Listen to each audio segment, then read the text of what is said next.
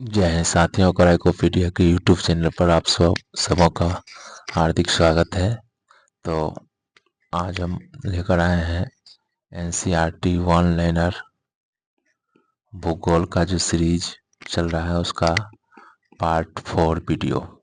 यह total video जो है 7 से 8 पार्ट में आएगा और एनसीईआरटी वन लाइनर प्रश्न जो क्लास 6 से लेकर क्लास 12 तक संबंधित है और सभी एग्जाम वन डे एग्जाम के लिए, चाहे बिहार एसआई हो, बिहार पुलिस हो, बिहार एसएससी हो, एसएससी हो, रेलवे हो, किसी भी वन डे एग्जाम के लिए काफ़ी ही महत्वपूर्ण है। और यह सभी प्रश्न विगत एग्जाम में पूछे जा चुके हैं, जैसा कि आप लोग देख रहे हैं। एक भी प्रश्न ऐसा नहीं है जो विगत एग्जाम में पूछा नहीं गया है। तो आगे भी पूछे जाने की प्रबल संभावनाएं हैं। एक तरह से क्वेश्चन बैंक है। इन सभी प्रश्नों को हम लोग कंप्लीट कर रहे हैं। तो चलिए आज पार्ट 4 के सीरीज में हम लोग जो पहला चैप्टर है आज पार्ट 4 के सीरीज में वह है ऊर्जा संसाधन। काफी महत्वपूर्ण हो जाता है, यहाँ से काफी प्रश्न पूछे जाते हैं। तो पहला है नाभिकीय ऊर्जा के विकास से संबंधित। परमाणु ऊर्जा में नाभिकीय ऊर्जा के विकास से संबंधित वह भारतीय संगठन जो कोलकाता में स्थित है। तो परिवर्ती ऊर्जा साइक्लोट्रॉन केंद्र, अगर पूछे कि परिवर्ती ऊर्जा साइक्लोट्रॉन केंद्र कहाँ पर स्थित है तो कोलकाता में। नरोरा विद्युत परमाणु विद्युत केंद्र स्थित है उत्तर प्रदेश में। भारत का सबसे पुराना नाभिकीय अनुसंधान रिएक्टर है अप्सरा। भारत का सबसे पुराना नाभिकीय अनुसंधान रिएक्टर कौन सा है तो अप्सरा। नाभिकीय ऊर्जा उत्पादन का प्रमुख खतरा है भंडारण और प्रकीर्णन। नाभिकीय ऊर्जा उत्पादन का प्रमुख भंडारण का खतरा है भंडारण और प्रकीर्णन। कल्पक्कम में परमाणु अनुसंधान हेतु स्थापित अनुसंधान रिएक्टर का नाम क्या है कामिनी। कामिनी कहाँ स्थित है कल्पक्कम तमिलनाडु में। इंटरनेशनल एटॉमिक एनर्जी एजेंसी का सृजन किया गया था वर्ष 1957 में। भारत का परमाणु ईंधन परिसर कहाँ स्थित है। भारत का परमाणु ईंधन परिसर स्थित है हैदराबाद में।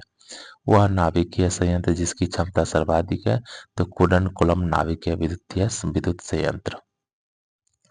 कर्नाटक में स्थित कैगा प्रसिद्ध है नाभिकीय संयंत्र के लिए।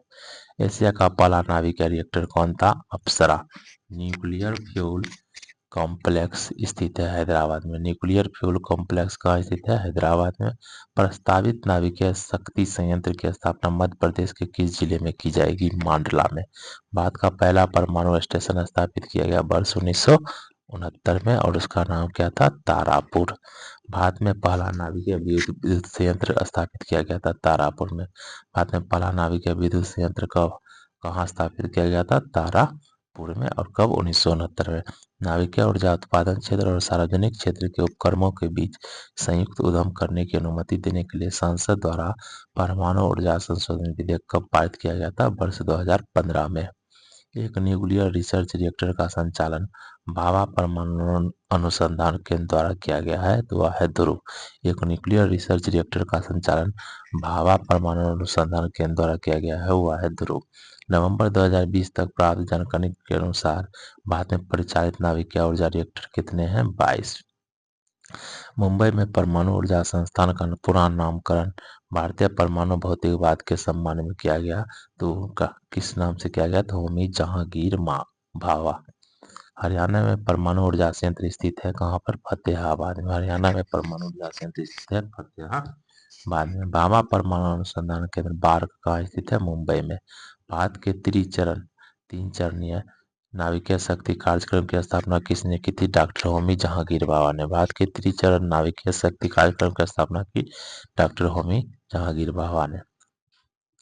पूर्व प्रधानमंत्री जवाहरलाल नेहरू द्वारा भारत के पहले नाभिकीय रिएक्टर का औपचारिक तौर पर उद्घाटन किया गया था कब 1957 में। पूर्व प्रधानमंत्री जवाहरलाल नेहरू द्वारा भारत के पहले नाभिकीय रिएक्टर का औपचारिक तौर पर उद्घाटन किया गया 1957 में। परमाणु ऊर्जा अधिनियम नाभिकीय ऊर्जा सहित किसके उत्पादन के निजी नियंत्रण को प्रतिबंधित करता है। निजी नियंत्रण को प्रतिबंध इसके उत्पादन को निजी नियंत्रण प्रतिबंधित करता है तो 1962 में आया था परमाणु ऊर्जा अधिनियम।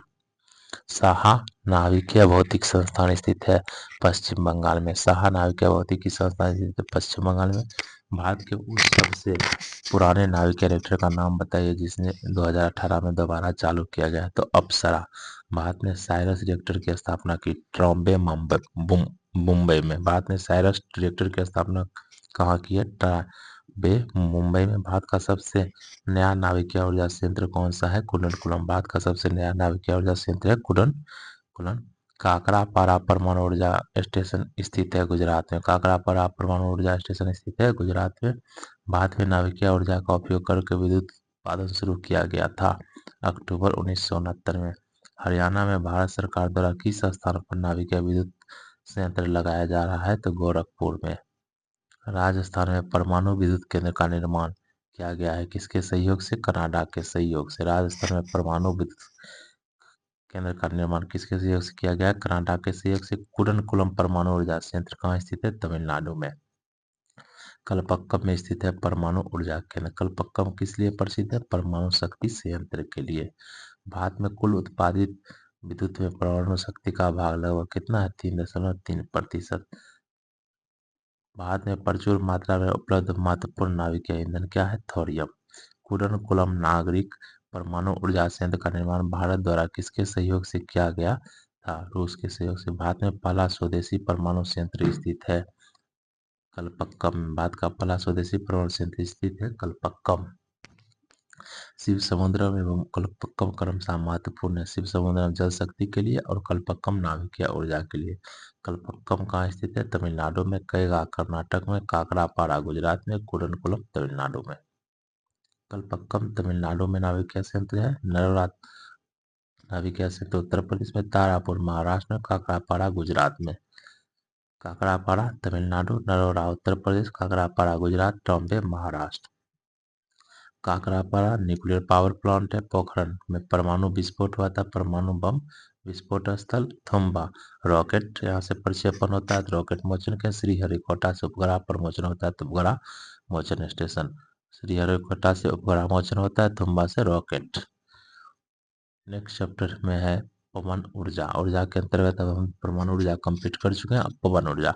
ऊर्जा के अक्षय स्रोतों के रूप में वर्गीकृत किया गया है सौर ऊर्जा को, भूतापीय ऊर्जा को, पवन ऊर्जा को। यह जो है नवीकरणीय ऊर्जा स्रोत है।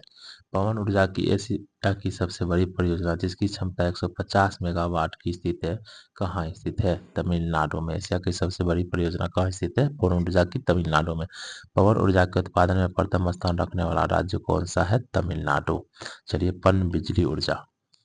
एनटीपीसी एक केंद्रीय लोक क्षेत्र उद्गम है जो किस क्षेत्र से संबंधित है? एनटीपीसी किससे संबंधित है? थर्मल। तो यह हो गया विद्युत से। सलाल पर बिजली परियोजना चेनाब नदी पर है। सलाल पर बिजली परियोजना किस नदी पर है? चेनाब नदी पर। भारत की पैथन जल विद्युत परियोजना स्थित है महाराष्ट्र में। शरावती नदी पर स्थित है जोग प्रपात। मंगदेछू जल विद्युत परियोजना का निर्माण किया जा रहा है भूटान में। मंगदेछू जल विद्युत परियोजना का निर्माण कहाँ किया जा रहा है? भूटान में। भारत में सर्वाधिक ज्वारीय शक्ति उत्पादक तटीय क्षेत्र है खंभात तट। बिना पनकी मल्टी प्रोडक्ट पाइपलाइन परियोजना की कुल लंबाई कितना है? 356 किलोमीटर। बिना पनकी मल्टी प्रोडक्ट पाइपलाइन परियोजना की कुल लंबाई 356 किलोमीटर। राणा प्रताप सागर राजस्थान संबंधित है पन बिजली ऊर्जा के। राणा प्रताप सागर पन बिजली राज जो राजस्थान में स्थित है किससे संबंधित है? पन बिजली ऊर्जा केंद्र से। भारत में जल विद्युत शक्ति के विकास में अग्रणी राज्य कर्नाटक। भारत में जल विद्युत शक्ति के विकास में अग्रणी राज्य कर्नाटक। जल विद्युत गिरी स्थित है कोयना में। कोयना कहाँ स्थित है? महाराष्ट्र में। भारत का सबसे पुराना जल शक्ति उत्पादन केंद्र शिव समुद्रम। भारत का वह राज्य जिसकी बिजली की प्रतिष्ठापित क्षमता और उत्पादन में प्रथम स्थान है तो महाराष्ट्र। भारत में प्रथम जल विद्युत संयंत्र की स्थापना की गई थी दार्जिलिंग में। भारत में प्रथम जल विद्युत पावर स्टेशन स्थापित किया गया था सिद्रोपांग में। भारत में प्रथम जल विद्युत पावर स्टेशन स्थापित किया गया सिद्रोपांग में। और भारत में प्रथम जल विद्युत संयंत्र की स्थापना की गई दार्जिलिंग में। नाथपा जाखड़ी जल विद्युत परियोजना कहाँ स्थित है? सतलज नदी पर। नाथपा जाखड़ी जल विद्युत परियोजना कहाँ स्थित है? सतलज नदी पर। सफेद कोयला कहा जाता है जल विद्युत केंद्र को। सफेद कोयला जल विद्युत केंद्र को। समुद्री लहरों से विद्युत बनाने का भारत का पहला संयंत्र कहाँ अवस्थित है? केरल में। समुद्री लहरों से विद्युत बनाने का भारत का पहला संयंत्र स्थित है केरल में। भारत में विद्युत उत्पादन में सबसे बड़ी हिस्सेदारी किस देश की है? किस ऊर्जा की है? थर्मल ऊर्जा की। जल विद्युत केंद्र में टरबाइन चलता है किससे? पानी के बहने से। पुलिन चिंतला जल विद्युत परियोजना बनाई गई है कृष्णा नदी पर। पुली चिंतला जल विद्युत परियोजना बनाई गई है किस नदी पर? कृष्णा नदी पर बनाई गई है। शरावती पनबिजली परियोजना कर्नाटक में है। कालपोंग जल विद्युत परियोजना कहाँ अवस्थित है? अंडमान और निकोबार द्वीप समूह में। Tilaiya ultra mega power Tilaiya ultra mega power project कहाँ स्थित है? झारखंड राज्य में। Tilaiya ultra mega power project स्थित है झारखंड राज्य में। चलिए अब हम लोग ताप ऊर्जा करते हैं, जिससे सर्वाधिक ऊर्जा प्राप्त करता है भारत। ताप विद्युत संयंत्र और स्थान। तो नेवेली कहाँ स्थित है? तमिलनाडु में। तालचेर ओडिशा। नेवेली तमिलनाडु, तालचेर उड़ीसा में। ऊंचाहार परीक्षा और पनकी। ऊंचाहार परीक्षा पनकी उत्तर प्रदेश में। ऊंचाहार परीक्षा और पनकी कहाँ स्थित है? उत्तर प्रदेश में। कायमकुलम केरल में। कायमकुलम कहाँ स्थित है? केरल में। कोरबा और लारा ताप विद्युत संयंत्र स्थित है छत्तीसगढ़ में। कोरबा और लारा छत्तीसगढ़ में। कायमकुलम केरल में। ऊंचाहार परीक्षा और पनकी उत्तर प्रदेश में। भारत में बिजली उत्पादन का मुख्य स्रोत है ताप विद्युत। वह भारतीय राज्य जिसके पास ताप ऊर्जा से सर्वाधिक शक्ति उत्पादन क्षमता है तो Maharashtra. Kalakot thermal power station. Kalakot thermal power station किस भारतीय राज्य में स्थित है? जम्मू कश्मीर। कोयला आधारित बिजली संयंत्र जो उत्तर प्रदेश में स्थित है दादरी और सिंगरौली। दादरी और सिंगरौली कहाँ स्थित है? उत्तर प्रदेश में। दादरी और सिंगरौली कहाँ स्थित है? उत्तर प्रदेश। एनटीपीसी की सबसे पुरानी इकाई है सिंगरौली। एनटीपीसी की सबसे पुरानी इकाई है सिंगरौली। ताप विद्युत गिरी और राज्य। बाढ़ ताप विद्युत गिरी है बिहार में। लारा कहाँ स्थित है? छत्तीसगढ़ में। कुडगी कर्नाटक में। गाडरवाड़ा मध्य प्रदेश में। काफी इंपॉर्टेंट हो जाता है। बाढ़ कहाँ पर स्थित है? बाढ़ ताप विद्युत गिरी बिहार में। लारा छत्तीसगढ़ में। कुडगी कुडगी कर्नाटक में। गाडरवाड़ा मध्य प्रदेश में। भारत में प्रमुख शक्ति परियोजनाएं हैं कोयला आधारित परियोजनाएं। Ramagundam super thermal power station अवस्थित है तेलंगाना में। भारत सरकार के विद्युत मंत्रालय के अनुसार भारत का सबसे बड़ा ऊर्जा स्रोत है कोयला। प्रसिद्ध Hirakud thermal power station plant किस राज्य में स्थित है? ओडिशा में। भारत में विद्युत उत्पादन संयंत्रों को चलाने में किस ईंधन का सर्वाधिक योगदान है? तो कोयला। किस ईंधन का प्रयोग करके उसमें विद्युत पैदा की जाती है? तो कोयला, प्राकृतिक गैस और पेट्रोलियम। कोयला, प्राकृतिक गैस और पेट्रोलियम। हिमाचल प्रदेश के मणिकर्ण में गर्म झरनों की प्राकृतिक ऊर्जा का स्रोत क्या है? भूतापीय ऊर्जा। चलिए नेक्स्ट है सौर ऊर्जा। पुनः पूर्ति योग्य संसाधन है सौर और पवन ऊर्जा। नवीकरणीय ऊर्जा को हम लोग पुनः प्राप्ति योग्य कहते हैं। इसमें सौर ऊर्जा पवन ऊर्जा हो जाता है। भूतापीय ऊर्जा का स्रोत नहीं है बायोमास। भूतापीय ऊर्जा का स्रोत नहीं है बायोमास। जीवाश्म ईंधन के बाद भारतवर्ष की ऊर्जा आवश्यकताओं की पूर्ति के लिए दूसरा सबसे महत्वपूर्ण स्रोत है सौर ऊर्जा। भारत में नवीकरणीय ऊर्जा स्रोत सर्वाधिक संभाव्यता वाला है सौर शक्ति। भारत में नवीकरणीय ऊर्जा में स्रोत सर्वाधिक संभाव्यता वाला कौन सा है? सौर शक्ति। नेक्स्ट है पेट्रोलियम एवं प्राकृतिक गैस संसाधन। आंध्र प्रदेश का वह क्षेत्र जो सक्रिय रूप से पेट्रोलियम के उत्पादन से जुड़ा है कृष्णा गोदावरी बेसिन। आंध्र प्रदेश का वह क्षेत्र जो सक्रिय रूप से पेट्रोलियम के उत्पादन से जुड़ा है कृष्णा गोदावरी बेसिन। पेट्रोलियम के उत्पादन से संबंधित है काली क्रांति। पेट्रोलियम के उत्पादन से संबंधित है काली क्रांति। भारत के राजस्थान राज्य में स्थित है खेतरी खदान। खेतरी खदान किस राज्य में स्थित है? राजस्थान में। 1901 के बाद से भारत में सबसे पुरानी ऑपरेटिव तेल रिफाइनरी है असम में। 1901 के बाद से भारत में सबसे पुरानी ऑपरेटिव तेल रिफाइनरी कहाँ स्थित है? असम में। भारत में सबसे पुराना और सबसे बड़ा तेल क्षेत्र मौजूद है असम में। भारत में सबसे पुराना और सबसे बड़ा तेल क्षेत्र कहाँ मौजूद है? असम में। डिगबोई खानों में प्रचुर मात्रा में पाया जाता है पेट्रोलियम। डिगबोई खानों में प्रचुर मात्रा में क्या पाया जाता है? पेट्रोलियम। भारत की सबसे पुरानी तेल रिफाइनरी डिगबोई किस राज्य में है? असम में। गंधयुक्त पीले अथवा काले रंग का तरल होता है कच्चा तेल। गंधयुक्त पीले अथवा पीले रंग का तरल होता है कच्चा तेल। भारत में दूसरा सबसे बड़ा कच्चा तेल उत्पादन का राज्य है राजस्थान। भारत में सबसे पुराना तेल क्षेत्र स्थित है असम में। अंकलेश्वर और कलोल दो तेल क्षेत्र स्थित हैं गुजरात में। अंकलेश्वर और कलोल दो तेल क्षेत्र स्थित हैं गुजरात में। इंडियन ऑयल कॉरपोरेशन की स्थापना हुई थी 1959 में। भारत में सबसे बड़ी तेल शोधनशाला है जामनगर। भारत में सबसे बड़ी तेल शोधनशाला है जामनगर, जिसे रिफाइनरी बोलते हैं। भारत की सबसे बड़ी तेल कंपनी है इंडियन ऑयल कॉरपोरेशन लिमिटेड। ऐश्वर्य ऑयल फील्ड कहाँ स्थित है? राजस्थान में। ऐश्वर्य ऑयल फील्ड स्थित है राजस्थान में। मथुरा रिफाइनरी उत्तर प्रदेश की इकलौती रिफाइनरी है। यह देश में भारतीय तेल रिफाइनरी की श्रृंखला में छठा स्थान पर आईओसीएल के अंतर्गत आती है। पानीपत रिफाइनरी किसके अंतर्गत आती है? आईओसीएल। अलियाबेट तेल तेल क्षेत्र अवस्थित है। अलियाबेट तेल क्षेत्र अवस्थित है कहाँ में? गुजरात में। अलियाबेट तेल क्षेत्र अवस्थित है गुजरात में। भारत में सबसे अधिक कच्चे तेल का उत्पादक है राजस्थान और गुजरात। भारत में सबसे अधिक कच्चे तेल का उत्पादक है राजस्थान और गुजरात। भारत का वह राज्य जिसमें कोयली पेट्रोलियम शोधनशाला अवस्थित है गुजरात में। नून माटी का तेल शोधक कारखाना अवस्थित है आसाम राज्य में। भारत में पेट्रोलियम पाए जाने की न्यूनतम संभावना है तेलंगाना में। भारत में अधिकांश प्राकृतिक गैस का उत्पादन किया जाता है बम्बई हाई से। भारत में अधिकांश प्राकृतिक गैस का उत्पादन किया जाता है बम्बई हाई में। गुजरात पेट्रोलियम निगम द्वारा गुजरात का वह क्षेत्र जहां खनिज तेल के भंडारों का पता चला है कांडला क्षेत्र। गुजरात पेट्रोलियम निगम द्वारा गुजरात का वह क्षेत्र जहां खनिज तेल के भंडारों का पता चला है कांडला क्षेत्र। वह राज्य जिसमें पेट्रोल रसायन उद्योगों के लिए आदर्श दशाएं पाई जाती है गुजरात। वह राज्य जिसमें पेट्रोल रसायन उद्योग के लिए आदर्श दशा पाई जाती है गुजरात।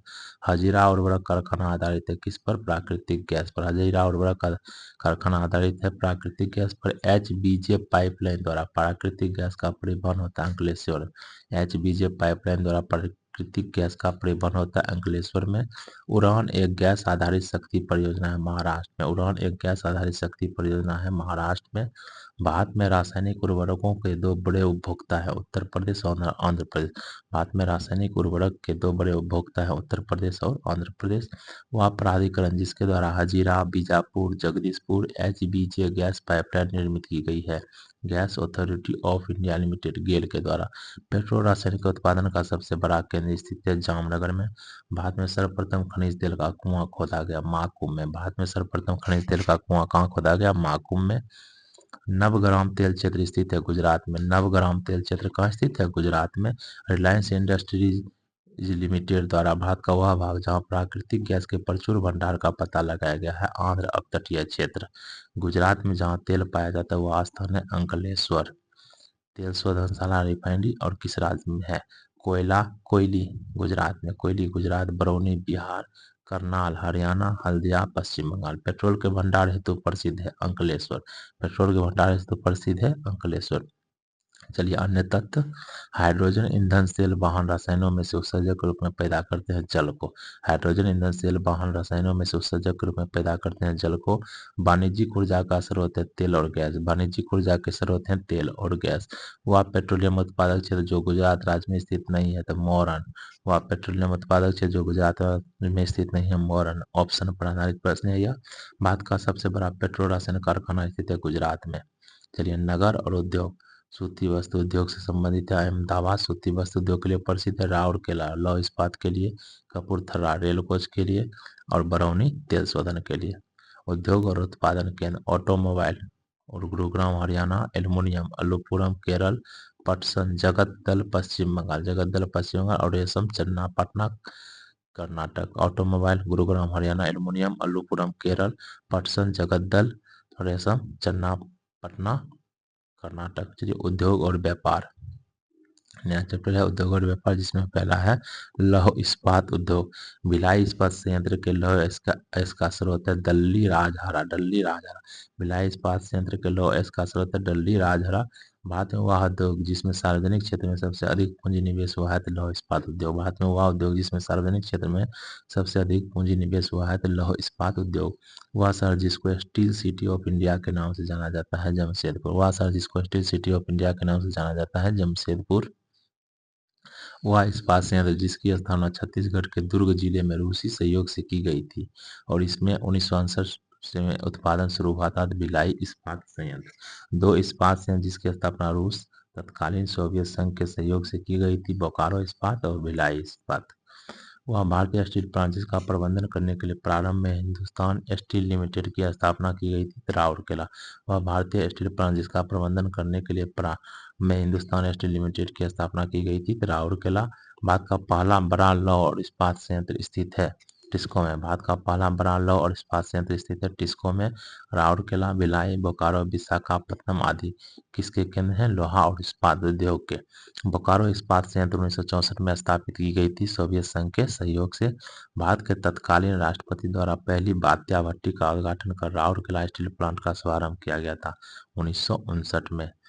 एस्सार स्टाल लिमिटेड हजीरा किस राज्य में स्थित है? गुजरात में। सलेम स्टील प्लांट स्थित है तमिलनाडु में। सलेम स्टील प्लांट स्थित है तमिलनाडु में। बोकारो स्टील प्लांट है झारखंड में। भारत का सर्वप्रथम तटवर्ती आधुनिक समेकित इस्पात का कारखाना है बिजाग इस्पात कारखाना। भारत का सर्वप्रथम तटवर्ती आधुनिक समेकित इस्पात का कारखाना है बिजाग इस्पात कारखाना। बर्नपुर पश्चिम बंगाल में स्थित एक स्टील प्लांट है IISCO इसको। भारत का वह राज्य जिसको चीनी का कटोरा कहा जाता है उत्तर प्रदेश को। लोहा और इस्पात कारखाना जो कच्चे माल क्षेत्र के समीप नहीं है तो सेलम। सेलम। भारत का वह नगर जहां प्रथम कृत्रिम रबर संयंत्र लगाया गया पानीपत। भारत का वह नगर जहां प्रथम कृत्रिम रबर संयंत्र लगाया गया पानीपत में। हिंडाल्को स्थापित है रेणुकूट में। हिंडाल्को स्थापित है रेणुकूट में। भिलाई स्टील प्लांट भारत सरकार तथा किसी एक का संतुलन उपक्रम है तो वह है रूस। भिलाई स्टील प्लांट भारत सरकार तथा किसी एक का संयुक्त उपक्रम है। किसका है? तो भारत और रूस का। स्टील अथॉरिटी ऑफ इंडिया की स्थापना हुई 24 जनवरी 1973 को। भारत सरकार ने एल्युमिनियम कंपनियों में किस एक को नवरत्न स्टेट प्रदान किया है? नवरत्न का दर्जा दिया है नालको। हिंदुस्तान केबल्स फैक्ट्री अवस्थित है रूपनारायणपुर में। हिंदुस्तान केबल्स फैक्ट्री अवस्थित है रूपनारायणपुर में। राउरकेला स्टील प्लांट 1959 में किस देश के सहयोग से स्थापित किया गया था? तो जर्मनी के सहयोग से। Tata iron and steel company TISCO ने किस वर्ष में स्टील का उत्पादन शुरू किया? 1912 ईस्वी में। भारत में सबसे पुराना एल्युमिनियम रिफाइनरी संयंत्र है पुरमुड़ी एल्युमिनियम संयंत्र। राउरकेला स्टील प्लांट जर्मनी के सहयोग से भारत के किस राज्य में स्थापित किया गया है? तो ओडिशा में। लौह और इस्पात उद्योगों का सर्वाधिक केंद्र किस क्षेत्र में हुआ है? छोटा नागपुर पठार के क्षेत्र में है।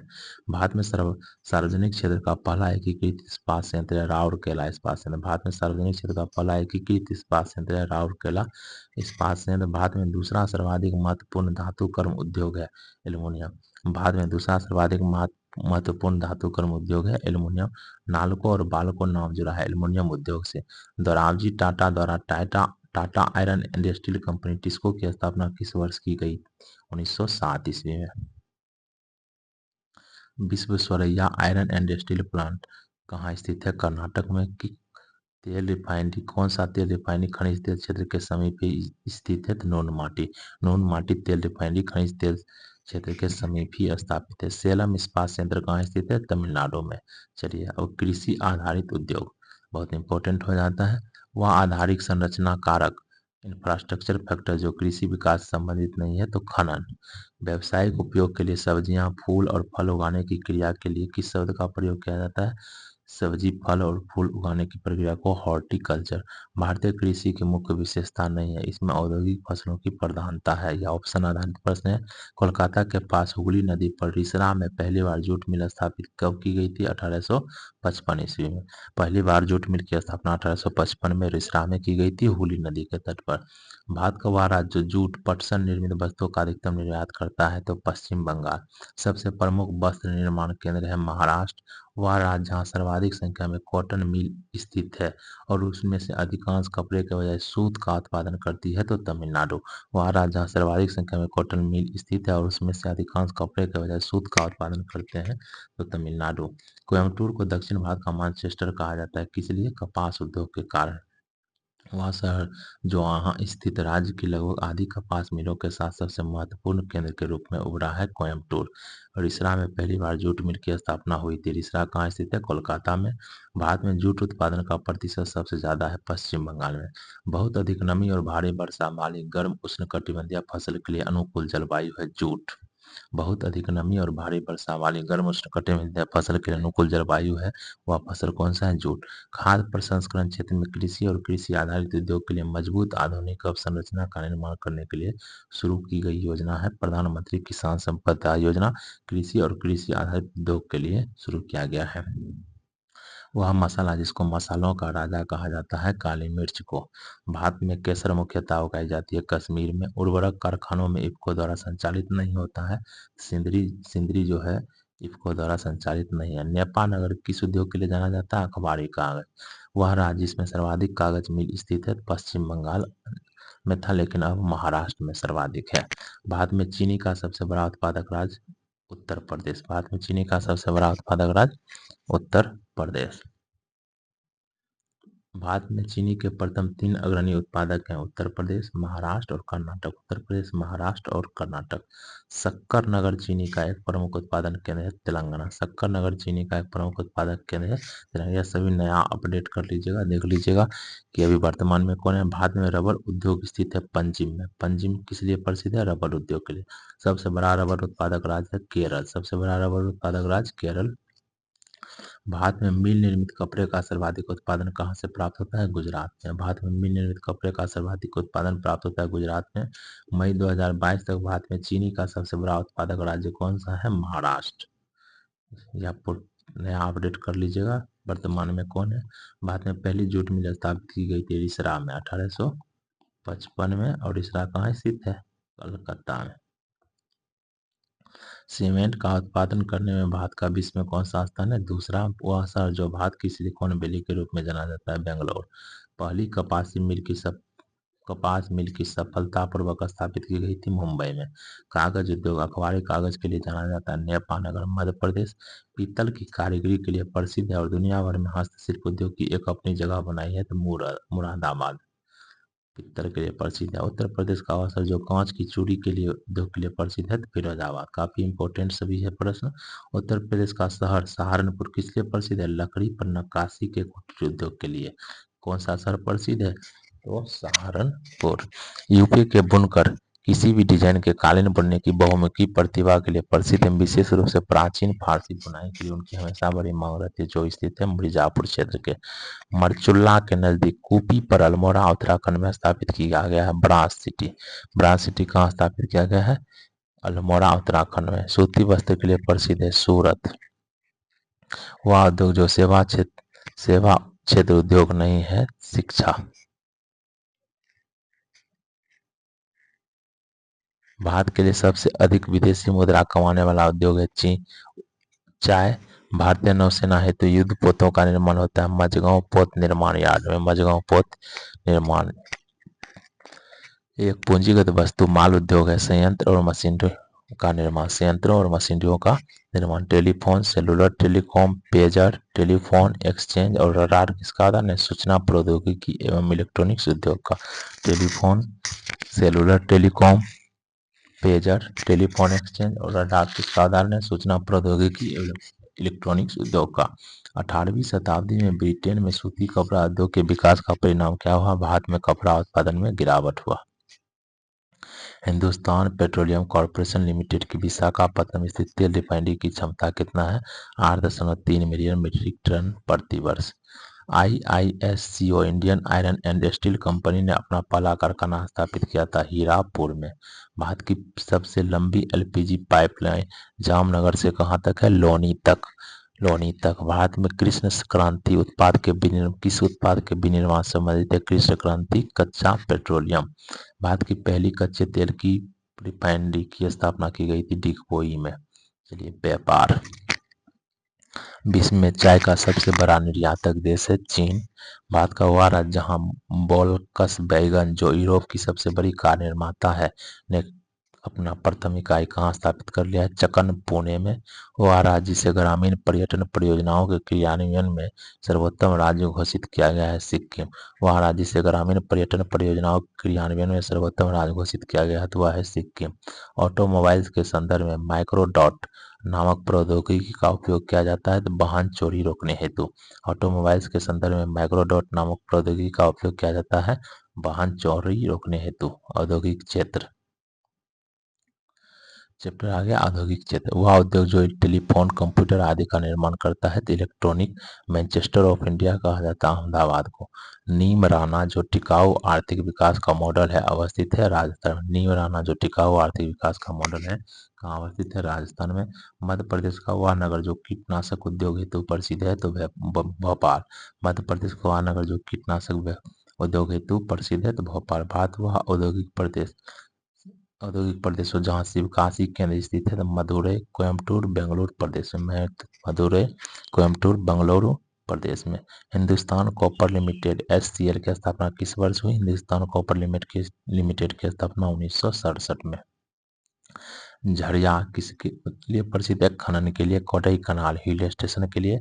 गाजियाबाद एक जिला है उत्तर प्रदेश का। शिरडी धार्मिक स्थल है। शिरडी क्या है? धार्मिक स्थल। मुंबई, पूना, कुर्ला। मुंबई, पूना औद्योगिक प्रदेश, कुर्ला औद्योगिक केंद्र।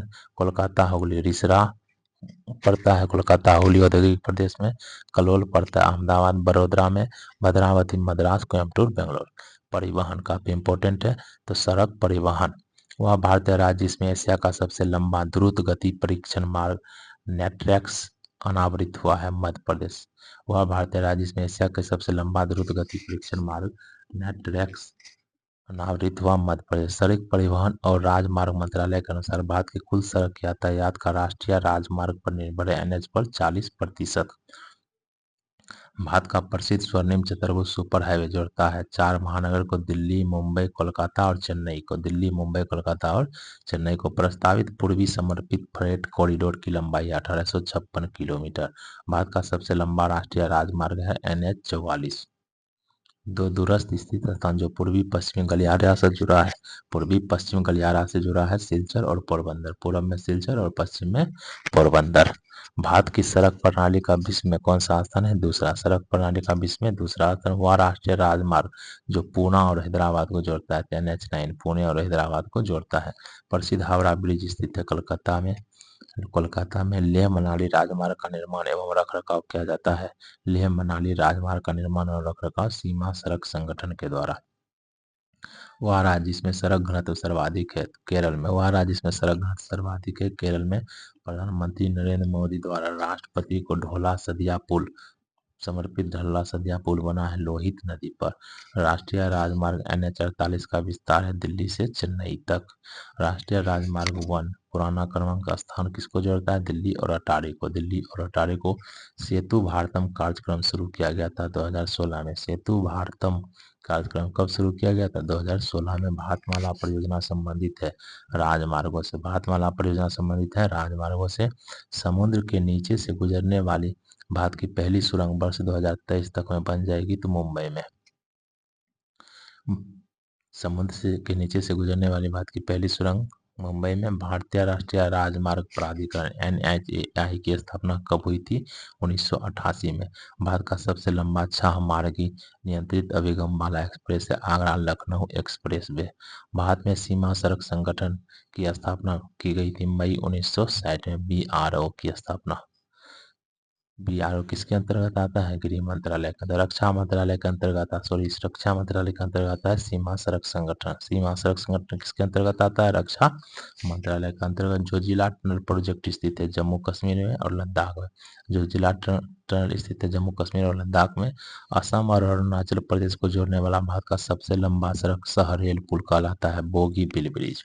असम और अरुणाचल प्रदेश को जोड़ने वाला भारत का सबसे लंबा सड़क सह रेल पुल कहलाता है बोगीबील ब्रिज।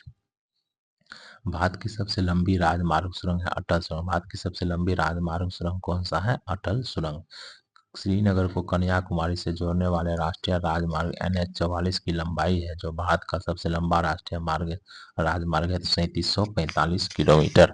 स्वर्णिम चतुर्भुज सुपर हाईवे का सबसे लंबा भाग है कोलकाता चेन्नई खंड। स्वर्णिम चतुर्भुज सुपर हाईवे का सबसे लंबा भाग है कोलकाता चेन्नई खंड।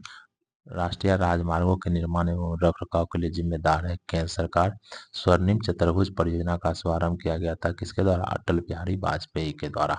स्वर्णिम चतुर्भुज परियोजना का शुभारंभ अटल बिहारी वाजपेयी के द्वारा किया गया। भारत में स्थित स्वर्णिम चतुर्भुज की कुल लंबाई 5846 किलोमीटर। चार महानगरों को दिल्ली, कोलकाता, मुंबई, चेन्नई को जोड़ती है। भारत में सड़क परिवहन के विकास से संबंधित है स्वर्णिम चतुर्भुज योजना। राष्ट्रीय राजमार्ग NH 44 जोड़ता है श्रीनगर से कन्याकुमारी को। भारतीय राजमार्ग संपर्क के उत्तर दक्षिण और पूर्व पश्चिम कॉरिडोर में एक दूसरे को प्रतिच्छेदित करती है। झांसी में वह राष्ट्रीय राजमार्ग जो दिल्ली और मुंबई को जोड़ता है NH 8। भारत सरकार ने वित्तीय वर्ष 21 में KMS के राजमार्ग बनाने का महत्वाकांक्षी लक्ष्य निर्धारित किया है 15,000 किलोमीटर। भारत का वह राज्य जिसमें भारत पाकिस्तान सीमा पार करने वाला एकमात्र सड़क स्थित है पंजाब। भारत का वह राज्य जिसमें भारत पाकिस्तान सीमा पार करने वाला एकमात्र सड़क स्थित है पंजाब। भारत का पहला 14 लेन महामार्ग एक्सप्रेसवे है दिल्ली मेरठ एक्सप्रेसवे। सड़कों की लंबाई में भारत का प्रथम पायदान पर है महाराष्ट्र। भारत में महानगर जो स्वर्णिम सड़क रेखा जाल में अवस्थित नहीं है चंडीगढ़।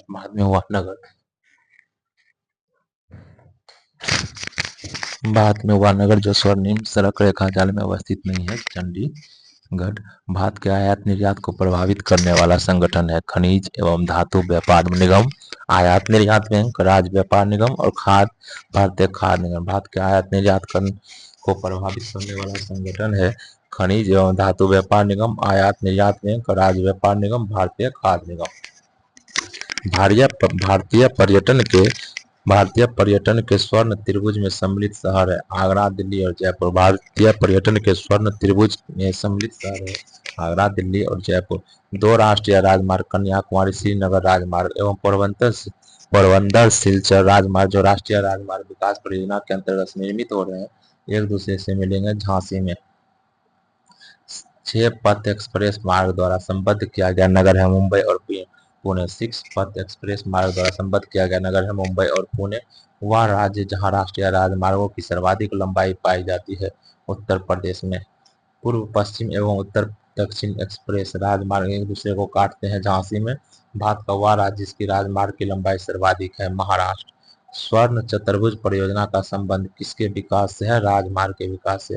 पूर्व पश्चिम गलियारा जो स्वर्णिम चतुर्भुज महाराजमार्ग का एक हिस्सा है भारत के किन शहरों को जोड़ता है सिलचर और पोरबंदर को।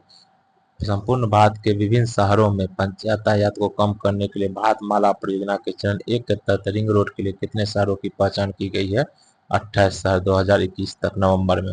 भारत के 4 बड़े मेट्रो शहर दिल्ली, मुंबई, चेन्नई, कोलकाता को जोड़ता है स्वर्णिम चतुर्भुज। 1995 में भूतल परिवहन मंत्रालय के तहत स्वायत्त निकाय का संचालन किया गया भारतीय राष्ट्रीय राजमार्ग प्राधिकरण। 1995 में भूतल परिवहन मंत्रालय के तहत स्वायत्त निकाय का संचालन किया गया था भारतीय राष्ट्रीय राजमार्ग प्राधिकरण NHAI। राष्ट्रीय राजमार्ग 7 जोड़ता है फाजिलका को माना से। राष्ट्रीय राजमार्ग 7 किसको जोड़ता है फाजिलका को माना से। एक तरफ श्रीनगर और दूसरी तरफ कारगिल और लेह के बीच एक महत्वपूर्ण सड़क संपर्क है तो जो जिला श्रीनगर और कारगिल लेह के बीच जो है एक महत्वपूर्ण सड़क है जो जिला। वह मार्ग जिसका नाम बदलकर अटल सुरंग रखा गया किस दर्रा से होकर गुजरता है रोहतांग दर्रा से। भूपेन हजारिका सेतु असम को किस राज्य से जोड़ता है अरुणाचल प्रदेश से। राष्ट्रीय राजमार्ग 44 NH 44 के निर्माण के लिए कितने राष्ट्रीय राजमार्गों को आपस में मिलाया गया था 7। राष्ट्रीय राजमार्ग 66 को पहले किस नाम से जाना जाता था NH 17। औसत समुद्री तल से 3000 मीटर की ऊंचाई पर हिमालय की पीर पंजाब श्रेणी में अति आधुनिक विशिष्टताओं वाली कौन सी सुरंग बनाई गई है अटल सुरंग। औसत समुद्र तल से 3000 मीटर की ऊंचाई पर हिमालय की पीर पंजाब श्रेणी में अति आधुनिक विशिष्टताओं वाली कौन सी सुरंग बनाई गई अटल सुरंग। चलिए रेलवे परिवहन प्रसिद्ध पीर पंजाब रेलवे सुरंग स्थित है जम्मू कश्मीर में। बम्बई और ठाणे के बीच पहली रेलवे लाइन बिछाई गई 1853 में। गतिमान एक्सप्रेस एक सेमी हाई स्पीड ट्रेन है जो नई दिल्ली और आगरा के बीच अधिकतम गति से चलती है 160 किलोमीटर। श्री रामायण एक्सप्रेस के भात खंड के यात्रा की अवधि है 16 दिन। श्री रामायण खंड एक्सप्रेस के भात खंड की यात्रा की अवधि है तो 16 दिन। दिल्ली मेट्रो को अपनी प्रथम ड्राइवर रहित रेलगाड़ी प्राप्त हुई थी दक्षिण कोरिया से। दिल्ली मेट्रो को अपनी प्रथम ड्राइवर रहित रेलगाड़ी प्राप्त हुई थी दक्षिण कोरिया से। भारत के रेलवे स्टेशन पर प्लेटफार्मों की संख्या सर्वाधिक है? हावड़ा जंक्शन। भारत के किस रेलवे स्टेशन पर प्लेटफार्मों की संख्या सर्वाधिक है? हावड़ा जंक्शन में। विश्व का चौथा सबसे बड़ा रेलवे नेटवर्क है? भारत विश्व का चौथा सबसे बड़ा रेलवे नेटवर्क है भारत का, एशिया में दूसरा। रेल कोच फैक्ट्री पंजाब के किस शहर में स्थित है? कपूरथला में। रेल कोच फैक्ट्री पंजाब के किस शहर में स्थित है? कपूरथला में। एक लग्जरी ट्रेन है डेक्कन ओडिसी, एक लग्जरी ट्रेन। डेक्कन ओडिसी क्या है? एक लग्जरी ट्रेन है। पश्चिम मध्य रेलवे का मुख्यालय कहाँ स्थित है? जबलपुर में। आईआरसीटीसी का पूर्ण रूप है Indian railway catering and tourism corporation. Bharat की पहली इलेक्ट्रिक ट्रेन शुरू की गई थी 1925 में। वह राजमार्ग जो राजस्थान के अधिकांश भाग को कवर करता है, राष्ट्रीय राजमार्ग 15। सड़क यातायात शिक्षा संस्थान कहाँ स्थित है? फरीदाबाद में। सड़क यातायात शिक्षा संस्थान स्थित है फरीदाबाद में। वह मेट्रो रेल कॉरपोरेशन जिसे कचरे से ऊर्जा उत्पन्न करने वाले संयंत्र से विद्युत प्राप्त करने वाली देश की पहली परियोजना होने का गौरव प्राप्त है, दिल्ली मेट्रो। वह मेट्रो जिस रेल कॉरपोरेशन जिसे कचरे से ऊर्जा उत्पन्न करने वाले संयंत्र से विद्युत प्राप्त करने वाली देश की पहली परियोजना होने का गौरव प्राप्त है, दिल्ली मेट्रो। वह हाई वह हाई सेमी वह सेमी हाई स्पीड ट्रेन जिसको ट्रेन 18 के नाम से भी जाना जाता है, वंदे भारत एक्सप्रेस। भारत में पहली मेट्रो ट्रेन शुरू की गई 24 अक्टूबर 1984 को कोलकाता में। गतिमान एक्सप्रेस झांसी को जोड़ती है हजरत निजामुद्दीन रेलवे स्टेशन जो नई दिल्ली में है।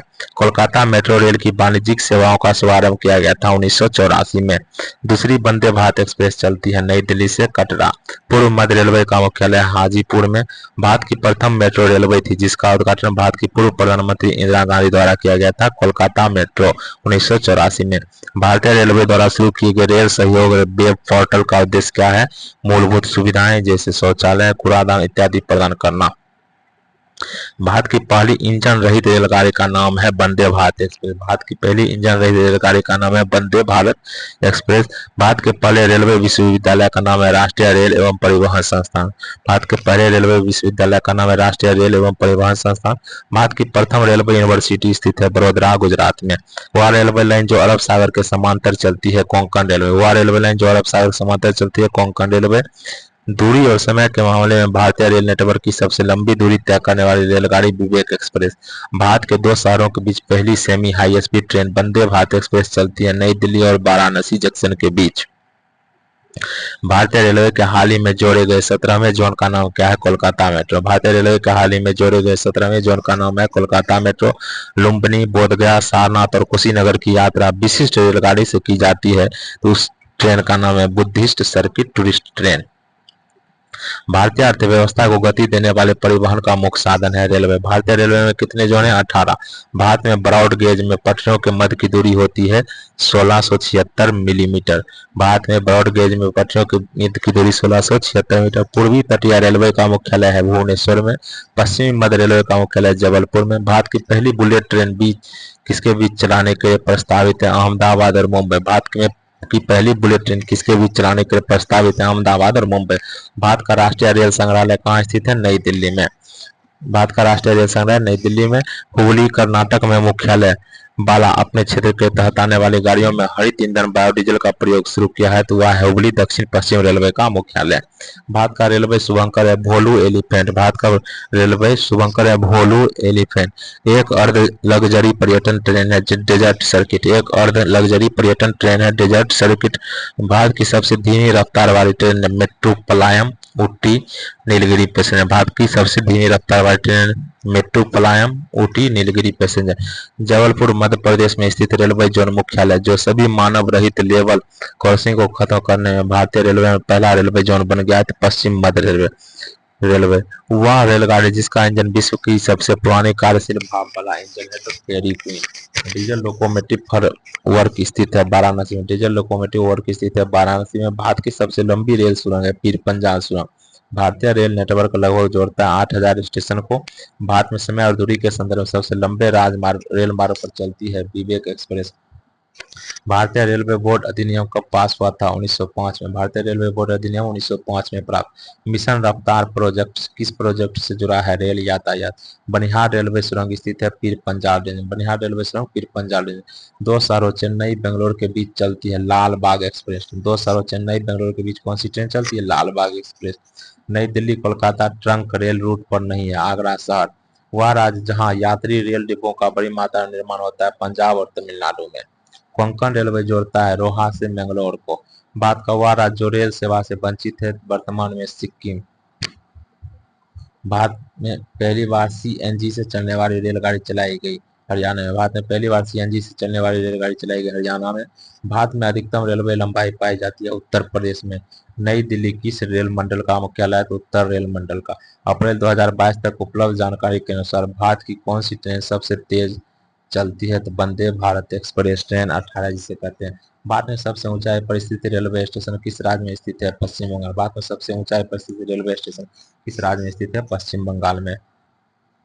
भारतीय रेल द्वारा किस मार्ग पर दूसरी तेजस ट्रेन शुरू की गई? अहमदाबाद में हुई। भारतीय रेलवे के आगामी दक्षिण तटीय रेलवे क्षेत्र का प्रस्तावित मुख्यालय है विशाखापत्तनम। विश्व की प्रथम अल्ट्रा फास्ट हाइपरलूप परियोजना पर काम करने के लिए तैयार है महाराष्ट्र। विश्व की प्रथम अल्ट्रा फास्ट हाइपरलूप परियोजना पर काम करने के लिए तैयार है महाराष्ट्र। छत्रपति शिवाजी टर्मिनस स्टेशन किसके द्वारा डिजाइन किया गया था? Frederick William Stevens. Chhatrapati Shivaji terminal station किसके द्वारा डिजाइन किया गया था? Frederick William Stevens. भारत की पर्वतीय रेल कितनी पर्वतीय रेल डैश रेलवे लाइन है जिसे भारत के पहाड़ों में बनाया गया है? 5।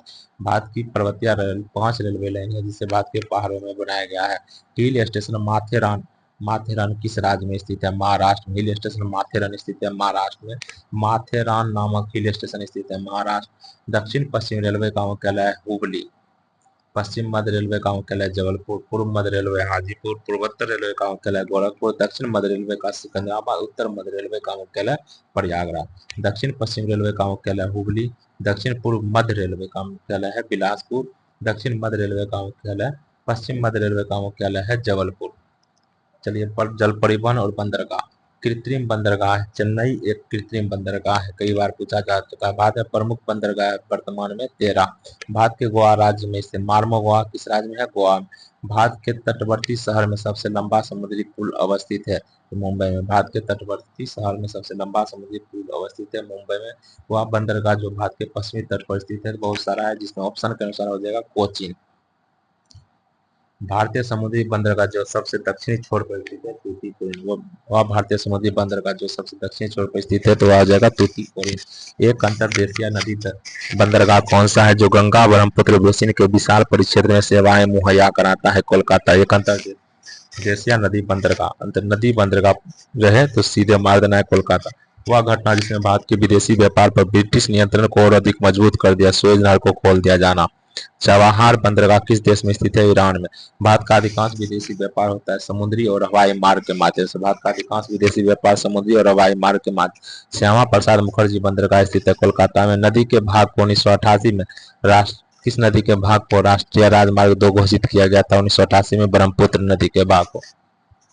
वह नदी जो राष्ट्रीय जल मार्ग 5 का एक भाग है ब्रह्मणी नदी।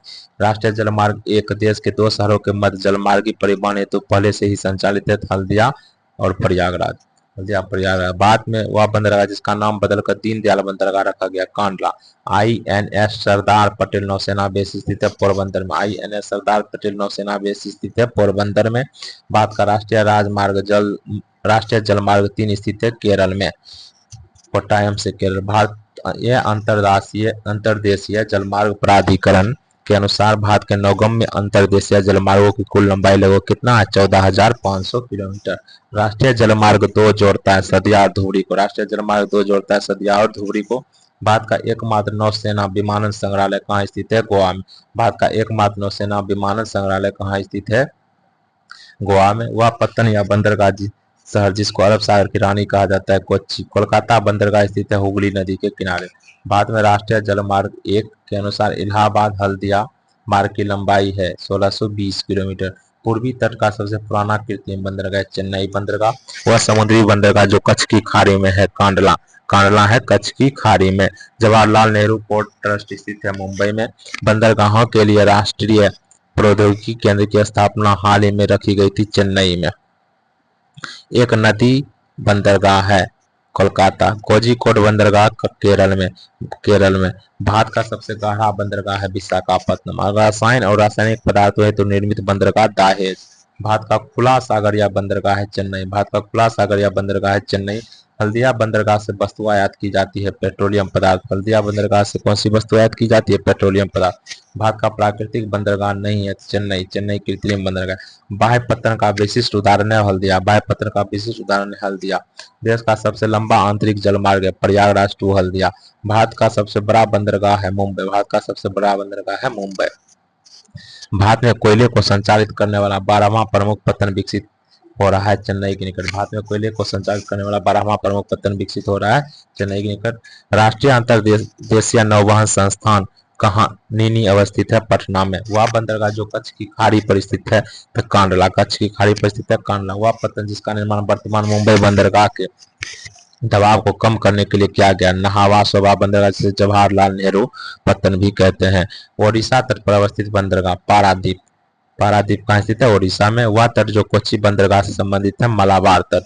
आंध्र प्रदेश का बंदरगाह नगर है काकीनाडा, काकीनाडा कहाँ स्थित है? आंध्र प्रदेश में। जापान का सबसे व्यस्त समुद्र पत्तन है योकोहामा, अब नागोया के नाम से जाना जाता है। कृष्ण पट अब नागोया है, अब नागोया वर्तमान में सबसे। कृष्णपट्टनम बंदरगाह के संवर्धन से सर्वाधिक लाभान्वित होने वाला राज्य आंध्र प्रदेश। कृष्णापट्टनम बंदरगाह के संवर्धन से सर्वाधिक लाभान्वित होने वाला राज्य आंध्र प्रदेश। भारत में सबसे बड़ा पोत परागन शिपयार्ड है कोच्चि केरल। भारत में सबसे बड़ा पोत परागन शिपयार्ड है कोच्चि में। राष्ट्रीय जलमार्ग की तरह प्रयुक्त हो रहा हल्दिया और प्रयागराज के मध्य गंगा। राष्ट्रीय जलमार्ग संख्या कौन सा है जो तमिलनाडु में स्थित है? राष्ट्रीय जलमार्ग संख्या 99 तमिलनाडु में स्थित है। भारत का प्राकृतिक बंदरगाह है मुंबई। उद्योग मंडल नहर किस राष्ट्रीय जलमार्ग का हिस्सा है? राष्ट्रीय जलमार्ग 3। उद्योग मंडल नहर राष्ट्रीय जलमार्ग 3 का हिस्सा है। 31 अक्टूबर 2022 तक भारत में कितने गैर प्रमुख छोटे बंदरगाह हैं? तो 200। भारत में स्थल से घिरा सबसे गहरा और अच्छी तरह से संरक्षित बंदरगाह है विशाखापत्तनम बंदरगाह। भारत में स्थल से घिरा सबसे गहरा और अच्छी तरह से संरक्षित बंदरगाह है विशाखापत्तनम बंदरगाह। भारत के पश्चिमी तट के प्राकृतिक बंदरगाह स्थित है मार्मुगोआ। भारत के पश्चिमी तट के प्राकृतिक बंदरगाह स्थित है तो मार्मे गोआ गांव। पश्चिम बंगाल में डैश एक्सपोर्ट प्रोसेसिंग जोन की स्थापना की गई है फाल्टा। पश्चिम बंगाल में डैश एक्सपर्ट प्रोसेसिंग जोन ईपीजेड की स्थापना की गई है तो फाल्टा। परिवहन का सबसे सस्ता साधन है जलमार्ग। भारत का दक्षिणतम बंदरगाह स्थित है तमिलनाडु राज्य में। भारत का दक्षिणतम बंदरगाह स्थित है तमिलनाडु राज्य में। पाकिस्तान का सबसे व्यस्त समुद्री मार्ग है कराची का बंदरगाह। भारत में बंदरगाह आधारित विकास को बढ़ावा देने के उद्देश्य से आधारभूत संरचना विकास परियोजना को कौन सा नाम दिया गया है? सागरमाला। भारत में बंदरगाह आधारित विकास को बढ़ावा देने के उद्देश्य से आधारभूत संरचना विकास परियोजना को सागरमाला नाम दिया गया है। भारत में बंदरगाह प्रेरित विकास को बढ़ावा देने के लिए कौन सा कार्यक्रम लक्षित एक परियोजना है? सागरमाला। भारत का सबसे बड़ा कंटेनर पोर्ट है जवाहरलाल नेहरू पोर्ट। भारत का सबसे बड़ा कंटेनर पोर्ट है जवाहरलाल नेहरू पोर्ट। कांडला बंदरगाह स्थित है गुजरात राज्य में। ब्रिटिश ईस्ट इंडिया कंपनी द्वारा निर्मित भारत के सबसे पुराने संचालित बंदरगाह ऑपरेटिंग पोर्ट है कोलकाता बंदरगाह। ब्रिटिश ईस्ट इंडिया कंपनी द्वारा निर्मित भारत के सबसे पुराने संचालित बंदरगाह है कोलकाता बंदरगाह। भारत के पूर्वी तट पर स्थित बंदरगाह है कामराज बंदरगाह। भारत के पूर्वी तट पर स्थित बंदरगाह कामराज बंदरगाह। ज्वारिया बंदरगाह है कांडला एक ज्वारिया बंदरगाह है। किस राज्य में हजीरा बंदरगाह स्थित है? तो गुजरात में। चलिए हवाई परिवहन और अन्य परिवहन। वह हवाई अड्डा जो भारत का पहला हवाई अड्डा है तथा पूरी तरह से नवीकरणीय ऊर्जा द्वारा संचालित होगा तो दिल्ली एयरपोर्ट। पाकयोंग के उद्घाटन से पहले सिक्किम राज्य की राजधानी गंगटोक का निकटतम हवाई अड्डा था बागडोगरा। बागडोगरा कहाँ स्थित है? सिलीगुड़ी में। पाकयोंग का उद्घाटन हुआ तो बागडोगरा से यात्रा कम हो गया सिक्किम के लिए। भारत में अंतरराष्ट्रीय हवाई अड्डा है 34। भारत में अंतरराष्ट्रीय हवाई अड्डा 34। CSIR राष्ट्रीय एरोस्पेस प्रयोगशाला द्वारा भारत के स्वदेशी हल्के परिवहन विमान का डिजाइन और विकास किया जा रहा है जिसका नाम है सारस। CSRI राष्ट्रीय एरोस्पेस प्रयोगशाला द्वारा भारत के स्वदेशी हल्के परिवहन विमान का डिजाइन और विकास किया जा रहा है जिसका नाम है सारस। भारत में विमानन उद्योग का आरंभ 1932 में टाटा एयरलाइंस की शुरुआत के साथ हुआ था। भारत में विमानन उद्योग का आरंभ 1932 में टाटा एयरलाइंस की शुरुआत के साथ हुआ था। इंदिरा गांधी अंतरराष्ट्रीय हवाई अड्डा स्थित है दिल्ली में। सी प्लेन सेवा का परिचालन करने वाला पहला प्रायद्वीप है अंडमान और निकोबार प्रायद्वीप। सी प्लेन सेवा का परिचालन करने वाला पहला प्रायद्वीप है अंडमान और निकोबार प्रायद्वीप। वह भारतीय राज्य जहाँ 4 अंतरराष्ट्रीय हवाई अड्डे हैं केरल में सार्वजनिक क्षेत्र की वह कंपनी जो पर्यटकों को पहाड़ी क्षेत्रों में उपयोग के लिए हेलीकॉप्टर सेवा प्रदान करती है, पवन हंस लिमिटेड। सार्वजनिक क्षेत्र की वह कंपनी जो पर्यटकों को पहाड़ी क्षेत्र में उपयोग के लिए हेलीकॉप्टर सेवा प्रदान करती है, पवन हंस लिमिटेड। भारतीय वायुसेना वायु क्षेत्र में सुरक्षित कुशल हवाई यातायात एवं वैमानिक संचार सेवाएं प्रदान करने के लिए उत्तरदायी है। भारतीय विमानपत्तनम प्राधिकरण। इंटरनेशनल सिविल एविएशन ऑर्गेनाइजेशन का मुख्यालय स्थित है मॉन्ट्रियल में। इंटरनेशनल सिविल एविएशन ऑर्गेनाइजेशन का मुख्यालय स्थित है मॉन्ट्रियल में। वह भारतीय शहर जिसके अंतर्राष्ट्रीय हवाई अड्डे का नाम डॉक्टर भीमराव अंबेडकर के नाम पर रखा गया है, नागपुर हवाई अड्डा। वाराणसी शहर के हवाई अड्डे पर प्रतिमा स्थापित है लाल बहादुर शास्त्री की। वह भारतीय हवाई अड्डा जो दुनिया का प्रथम हवाई अड्डा है जो पूर्णतः सौर ऊर्जा से संचालित है, कोचीन अंतर्राष्ट्रीय हवाई अड्डा। नेताजी सुभाष चंद्र बोस अंतर्राष्ट्रीय हवाई अड्डा स्थित है कोलकाता में। भारतीय वायुसेना का परिवहन विमान मिश्रित विमानम ईंधन पर उड़ान भरने के लिए प्रमाणित है, AN-32। भारतीय वायुसेना का परिवहन विमान मिश्रित विमानन ईंधन पर उड़ान भरने के लिए प्रमाणित है, AN-32। एयर इंडिया के लोगों में शामिल है एक उड़ता हुआ हंस जिसके अंदर कोणार्क चक्र दर्शाया गया है। एयर इंडिया के लोगों में शामिल है एक उड़ता हुआ हंस जिसके अंदर कोणार्क चक्र दर्शाया गया है। देवी अहिल्याबाई होलकर हवाई अड्डा स्थित है इंदौर में। श्री गुरु रामदास जी अंतर्राष्ट्रीय हवाई अड्डा स्थित है अमृतसर में। 1995 में भारत में जमीनी और हवाई क्षेत्र में नागरिक उड्डयन बुनियादी ढांचे को बनाए रखने और प्रबंधित करने की जिम्मेदारी के साथ गठन किया गया था एयरपोर्ट अथॉरिटी ऑफ इंडिया को। 1995 में भारत में जमीनी और हवाई क्षेत्र में नागरिक उड्डयन बुनियादी ढांचे को बनाए रखने और प्रबंधित करने की जिम्मेदारी के साथ गठन किया गया था airport authority of India. Hindustan shipyard limited स्थित है विशाखापट्टनम में। लोकप्रिय गोपीनाथ बारदोलाई अंतर्राष्ट्रीय हवाई अड्डा है गुवाहाटी में। विस्तारा एयरलाइन टाटा सन्स और अंतर्राष्ट्रीय एयरलाइन का संयुक्त उपक्रम है Singapore airline. Vistara airline Tata sons और अंतर्राष्ट्रीय एयरलाइन का संयुक्त उपक्रम है सिंगापुर एयरलाइंस। वह भारतीय हवाई अड्डा जो विश्व का सबसे बेस्ट एकल रनवे हवाई अड्डा बन गया है, छत्रपति शिवाजी महाराज अंतर्राष्ट्रीय हवाई अड्डा। वह जम्मू कश्मीर में श्रीनगर से अपना ऑपरेशन शुरू करने वाली पहली विदेशी एयरलाइन बन गई एयर एशिया। यदि आप जॉली ग्रांट हवाई अड्डे पर उतरते हैं तो आप कहाँ है, जॉली ग्रांट हवाई अड्डा कहाँ है, उत्तराखंड में। वीर सावरकर अंतर्राष्ट्रीय हवाई अड्डा अंडमान निकोबार द्वीप समूह में पोर्ट ब्लेयर पर। भारत से चमड़े का निर्यात सबसे अधिक किया जाता है संयुक्त राज्य अमेरिका को। पत्तन जहां LNG टर्मिनल नहीं है तो वह है कांडला। चंडीगढ़ अंतर्राष्ट्रीय हवाई अड्डा का नाम बदलकर क्या कर दिया गया है, शहीद भगत सिंह अंतर्राष्ट्रीय हवाई अड्डा। कहाँ स्थित है, चंडीगढ़ में। वर्ष 2022 के अनुसार इस हवाई अड्डा पर सबसे अधिक यात्री और विमान की आवाजाही है, इंदिरा गांधी अंतर्राष्ट्रीय हवाई अड्डा दिल्ली। श्री गुरु रामदास जी अंतर्राष्ट्रीय हवाई अड्डा स्थित है अमृतसर में। नवंबर 2022 में प्रधानमंत्री नरेंद्र मोदी की अध्यक्षता में केंद्रीय मंत्रिमंडल ने होलोंगी ईटानगर में ग्रीनफील्ड हवाई अड्डे के नामकरण को किस नाम से मंजूरी दी है, डोनी पोलो हवाई अड्डा। डोनी पोलो हवाई अड्डा कहाँ स्थित है, अरुणाचल प्रदेश में। बेलगाम हवाई अड्डा कर्नाटक राज्य में स्थित है। बेलगाम हवाई अड्डा किस राज्य में स्थित है, कर्नाटक में। छोटे शहरों और कस्बों को देश के हवाई मानचित्र पर लाकर क्षेत्रीय संयोजकता, क्षेत्रीय कनेक्टिविटी को बढ़ावा देने की योजना का संक्षिप्त नाम क्या है, उड़ान। उड़े भारत का आम नागरिक, उड़े आम नागरिक। एरावलन कादर मुदुवर मुख्य रूप से किस राज्य में जनजाति द्वारा बोली जाने वाली भाषा है, तमिलनाडु। एरावलन कादर मुदुवर एक भाषा है जो तमिलनाडु राज्य में जनजाति द्वारा बोली जाती है। चुरही, मांडेली और किंथाली किस राज्य में बोली जाने वाली बोली है, हिमाचल प्रदेश। चुरही, मांडेली और किंथाली किस राज्य में बोली जाने वाली बोलियां, हिमाचल प्रदेश। नीसी, अफ्तानी और बोकार जैसी भाषाएं व्यापक रूप से बोली जाती है अरुणाचल प्रदेश में। नीसी, अफ्तानी और बोकार जैसी भाषाएं व्यापक रूप से अरुणाचल प्रदेश में बोली जाती है। नेपाली भाषा मुख्य रूप से किस राज्य में बोली जाती है, सिक्किम में। नेपाली भाषा मुख्य रूप से किस राज्य में बोली जाती है, सिक्किम में।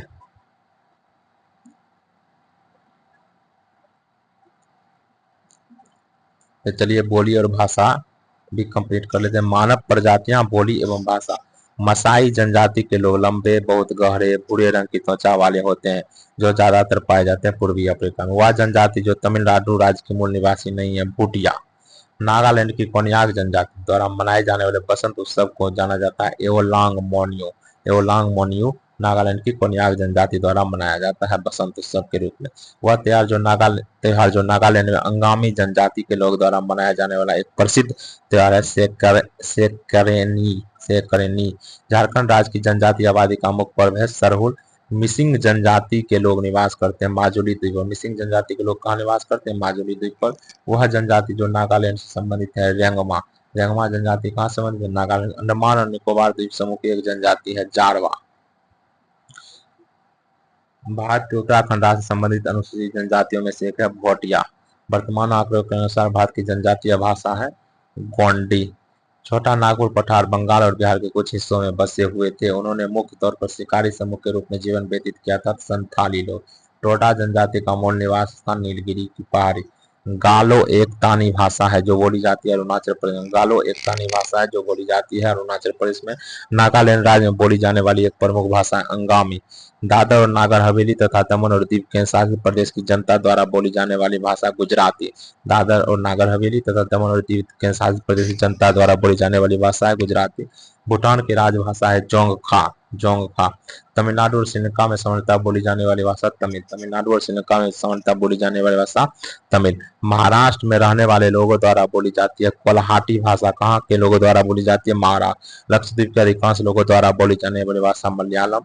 भारतीय यूरोपीय भाषा परिवार से संबंधित है संस्कृत भाषा। भारतीय यूरोपीय भाषा परिवार संबंधित है तो संस्कृत भाषा। मुंडा भाषा समूह संबंधित है ऑस्ट्रो एशियाई से। मुंडा भाषा समूह संबंधित है ऑस्ट्रो एशियाई से।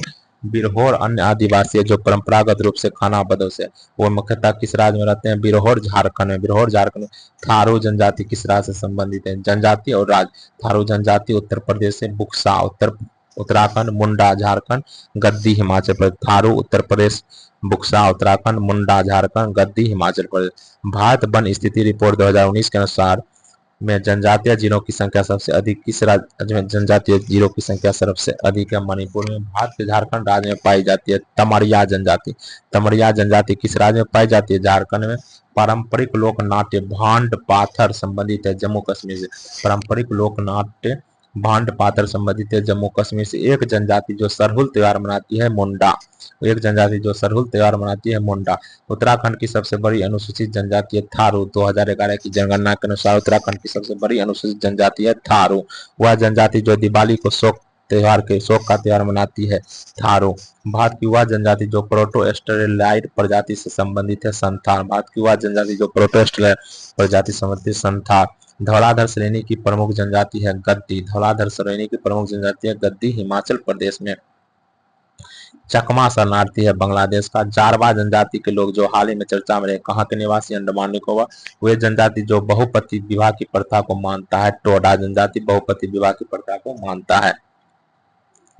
उत्तर पूर्वी भारत के पहाड़ी एवं जंगली क्षेत्रों में प्रजातीय समूह पाया जाता है मंगोलाइट। उत्तर पूर्वी भारत के पहाड़ी एवं जंगली क्षेत्रों में प्रजातीय समूह पाया जाता है वह मंगोलाइट। हिमाचल प्रदेश का वह जिला जो भरमौर जनजाति का निवास स्थान है चंबा। हिमाचल प्रदेश का वह जिला जो भरमौर जनजाति का निवास स्थान है चंबा। गद्दी जनजाति का मुख्य व्यवसाय चलवासी पशुपाचारण। गद्दी जनजाति का मुख्य व्यवसाय है चलवासी पशुचारण। खासी जनजाति कहाँ रहती है? मेघालय में। खासी जनजाति रहती है मेघालय में। वह जनजाति जो सिक्किम की है। भूटिया जनजाति कहाँ की है? सिक्किम की। भूटिया जनजाति सिक्किम की। बायोपा किस प्रदेश की जनजाति की एक पारंपरिक पगड़ी हेडगियर है? अरुणाचल प्रदेश। बायोपा किस प्रदेश की जनजातीय की एक पारंपरिक पगड़ी हेडगियर है? तो अरुणाचल प्रदेश की। किस राज्य में नैसी जनजाति का संबंध है? किस राज्य में नैसी जनजाति का संबंध है? अरुणाचल प्रदेश। किस राज्य से नैसी जनजाति का संबंध है? अरुणाचल प्रदेश। चेंचू जनजाति अनुसूचित जनजाति भारत के किस राज्य से संबंधित है? तेलंगाना। चेंचू जनजाति अनुसूचित जनजाति भारत के किस राज्य से संबंधित है? तेलंगाना। कई ऐसी अनुसूचित जनजातियां हैं जो कई राज्यों से संबंधित होती है। तो आज के वीडियो में इतना ही जनजाति तक हम लोग कंप्लीट कर लिए हैं। तो ये पार्ट एनसीईआरटी ज्योग्राफी 6 to 12 का वन लाइनर का ये पार्ट 4 था। नेक्स्ट पार्ट में हम लोग आगे से कृषि और पशुपालन से शुरू करेंगे जो कि काफ़ी इम्पोर्टेंट हो जाता है। तो वीडियो देखने के लिए धन्यवाद और ज़्यादा से ज़्यादा लोगों के पास ये वीडियो शेयर करें ताकि कम समय में रिवीजन के लिए यह वीडियो बनाया गया जो काफ़ी ही महत्वपूर्ण है क्योंकि यह पिछले एग्जाम में जितने भी प्रश्न हैं यह सभी पिछले एग्जाम में पूछे जा चुके हैं और आने वाले एग्जाम में भी पूछे जाने की प्रबल संभावना है। वीडियो देखने के लिए धन्यवाद।